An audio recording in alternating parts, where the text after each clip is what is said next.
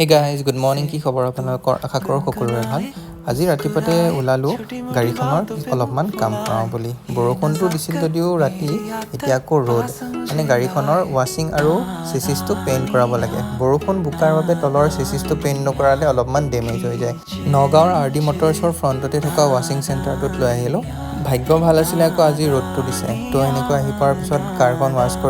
কৰি লৈ পেলাই যেতিয়ালৈকে মানে চেচিছটো নুশুকায় তেতিয়ালৈকে